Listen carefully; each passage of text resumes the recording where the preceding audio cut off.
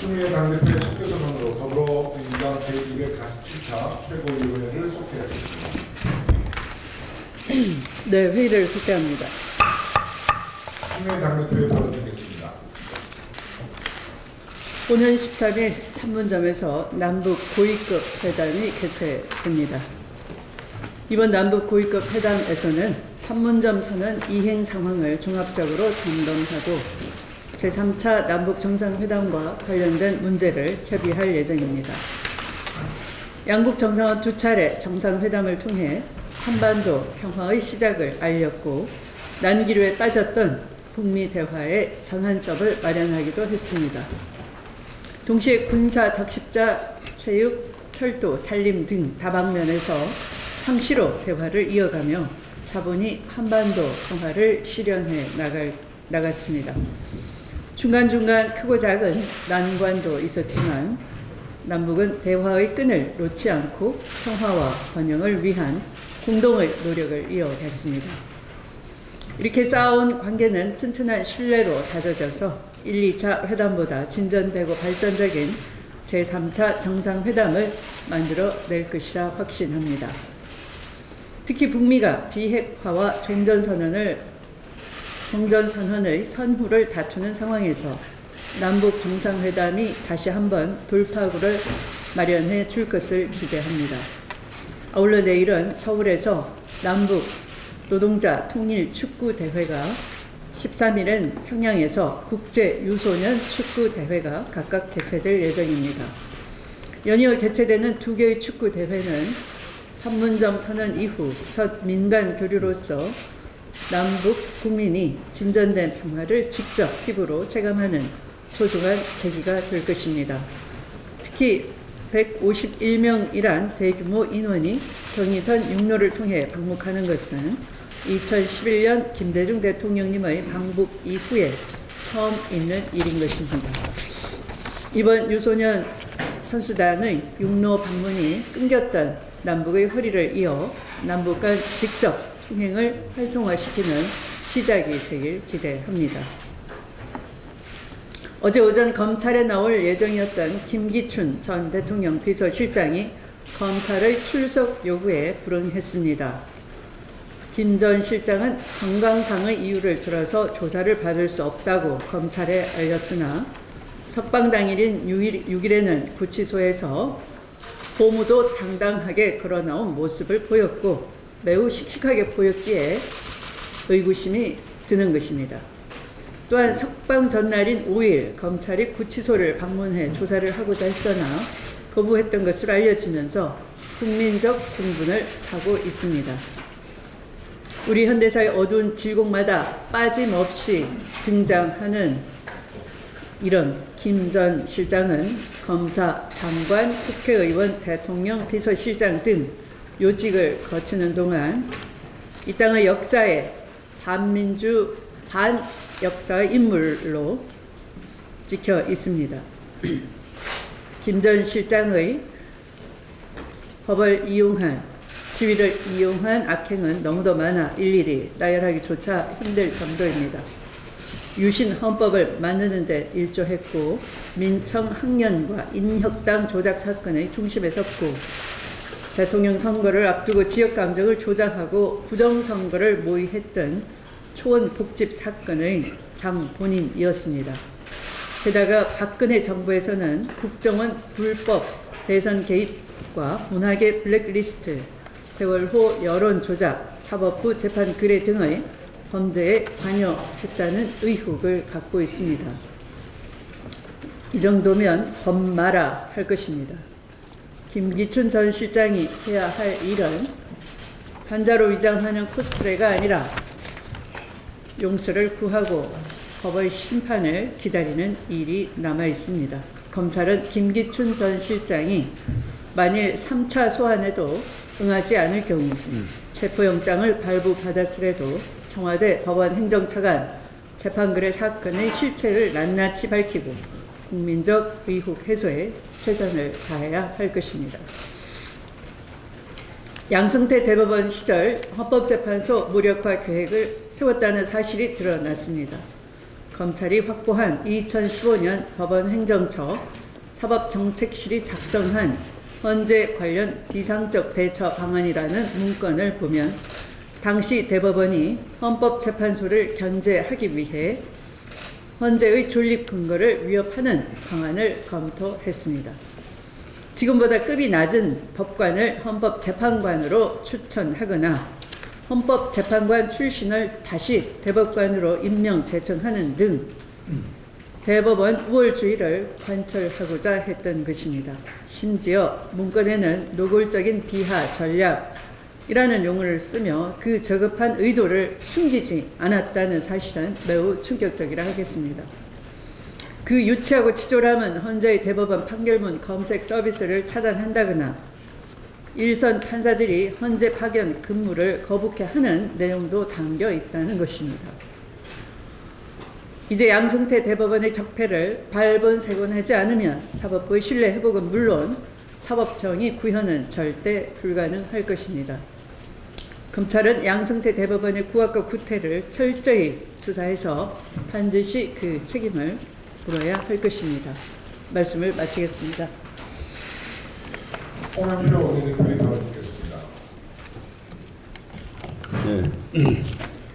네. 저도 13일 고위급 회담에 대해서 간단하게 말씀을 좀 덧붙이겠습니다. 남북 정상회담과 또 비핵화 종전선언의 돌파구가 되는 고위급 회담이 되기를 기대합니다. 최근 북핵 문제 해법을 놓고 북미 간 신경전이 계속되고 있습니다.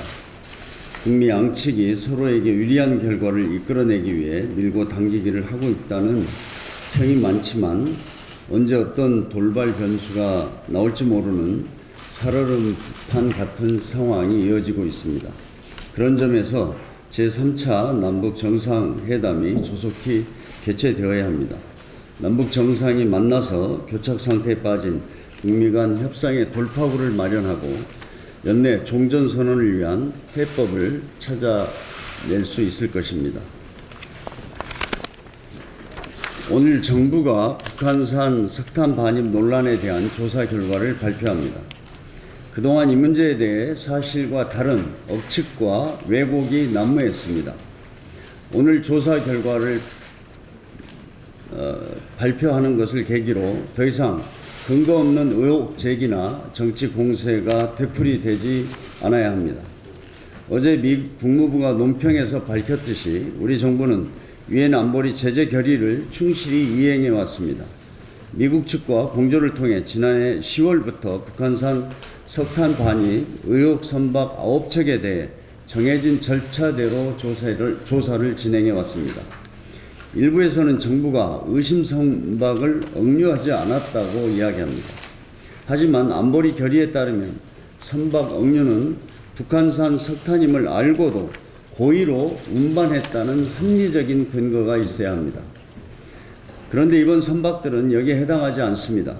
실제로 이 선박들은 일본에도 수차례 입항을 했으나 일본 정부도 선박 억류 조치를 취하지 않았습니다. 정부가 이 문제를 방치하거나 은폐한 것도 아니며 한미 공조에 균열이 있다는 주장도 사실과 전혀 다릅니다. 오늘 조사 결과 북한산 석탄 반입이 확인될 경우 유엔 안보리 결의에 따라 정해진 절차대로 처리하면 되는 문제입니다. 안보리 제재 결의 위반 행위는 각국이 자국법에 따라 제재하면 됩니다. 이번 사건의 경우 석탄 수입 업체가 우리 관세법을 위반했는지 여부를 따져 검찰이 기소를 통해 관련자를 처벌하게 될 것입니다. 우리 정부가 제재를 받는 일도 결코 없을 것이며 석탄을 공급받은 기업들이 제재를 받을 가능성도 없다는 것이 정부의 설명입니다. 이번 사건과 관련해서 한미 공조도 확고합니다. 어제 미 국무부가 밝혔듯이 한미 양국은 긴밀한 협력을 유지하고 있습니다. 오늘 조사 결과도 정부가 미국 측과 공유하고 공동 대응할 것이라고 합니다. 거듭 말씀드리지만 한미 관계를 손상시킬 수 있는 불필요한 논란은 지양되어야 합니다. 오늘 조사 결과 발표 이후에도 근거 없는 주장으로 이 문제를 정쟁화하려는 시도가 있어서는 국익에 도움이 안 될 것입니다.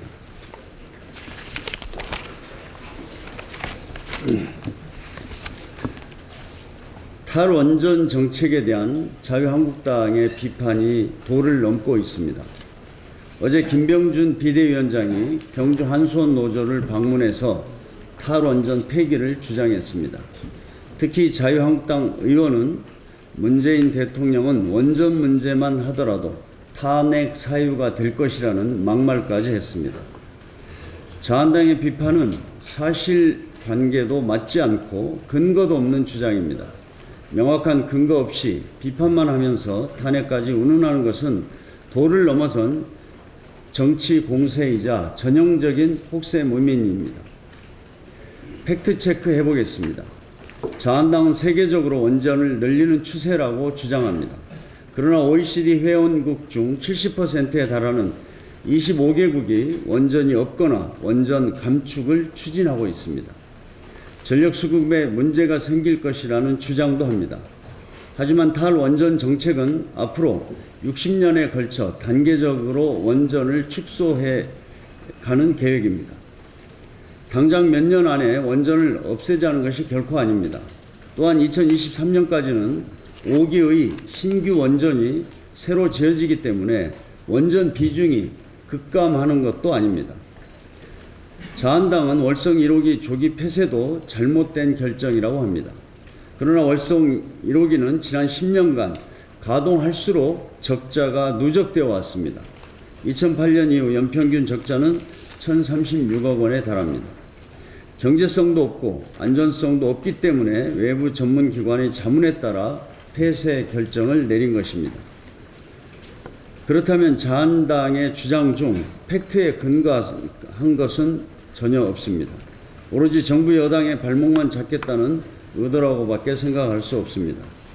근거도 없이 탈원전 정책을 무작정 비판해서는 안 됩니다. 이계호 농림식품부 장관에 대한 인사청문 보고서가 어제 채택되었습니다. 5개월여의 농정 공백을 메꿀 수 있게 된 점을 다행스럽게 생각합니다. 이 후보자가 이번 청문회에서 밝힌 농식품 행정과 정책에 대한 비전을 현장에서 제대로 펼쳐주시기 바랍니다.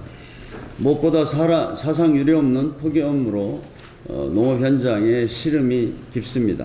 채소, 과일, 농작물 등 폭염으로 인한 피해 상황을 철저히 파악해서 농가 피해를 최소화할 지연 대책을 시급히 마련해 주기 바랍니다. 뿐만 아니라 농업의 경쟁력을 높일 중장기 혁신 방안도 수립해 주기 바랍니다. 우리 당은 농정개혁을 잘 이뤄낼 수 있도록 입법과 예산으로 뒷받침하겠습니다. 이상입니다. 박완준 최고위원의 발언 듣겠습니다. 최근 지속된 폭염과 가뭄으로 농어업인들에게 많은 피해를 안겼습니다. 농림축산식품부에 따르면 이번 폭염으로 닭 459만 마리, 오리 23만 마리 등 이번 폭염으로 인해 폐사된 가축은 약 500만 마리입니다.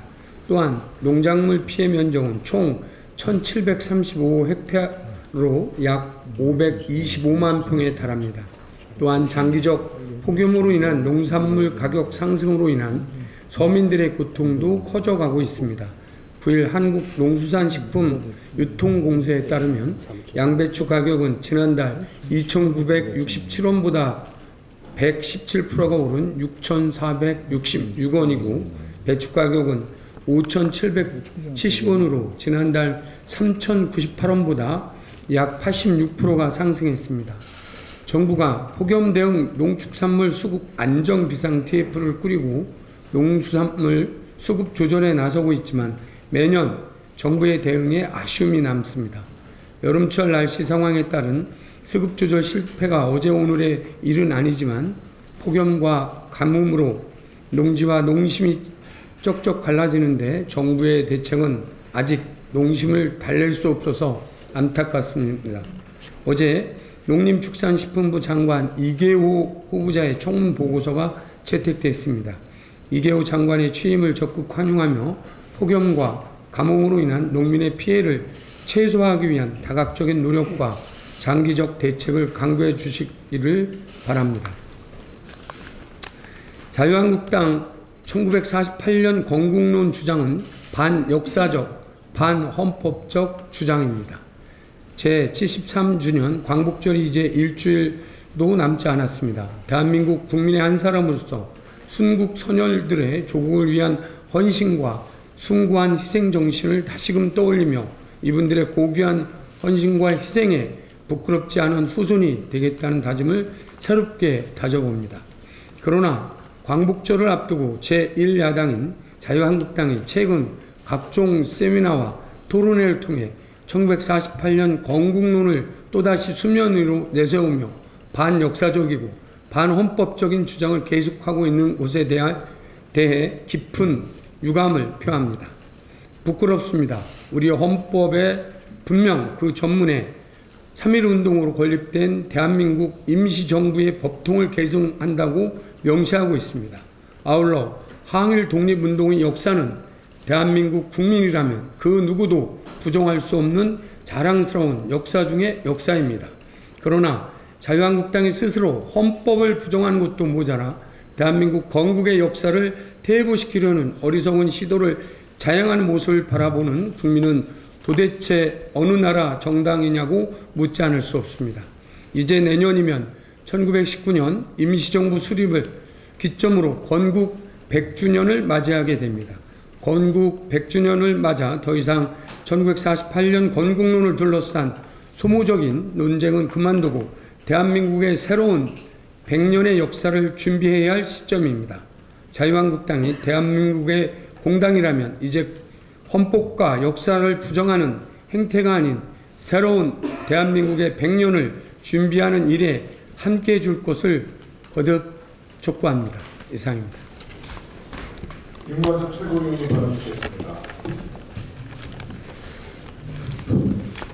예, 어제 허위범 특검팀의 2차 소환에 출석한 김경수 경남지사가 드루킹과의 대질신문을 포함하여 20시간이 넘는 조사를 받았습니다. 조사를 마치고 나온 김경수 경남지사는 특검이 원하는 만큼 원하는 모든 방법으로 조사에 협조하고 충실하게 소명했다. 이제는 특검이 어떤 정치적 고려도 없이 오직 진실에 입각해서 합리적이고 공정한 답을 내놓을 차례다라고 당당하게 말했습니다. 당당하게 진실을 강조하는 김경수 경남지사의 모습에 일부 야당과 보수 언론에서는 상식에 벗어난다고 평가하기도 합니다. 그러나 특검 아니라 더한 조사라도 진실을 말하는 사람이 조사에 당당하게 임하는 것은 상식적이며 지당한 태도입니다. 정치적 유리함을 위해 진실을 흐리기 위한 일부의 시도야말로 상식에서 벗어난 것입니다.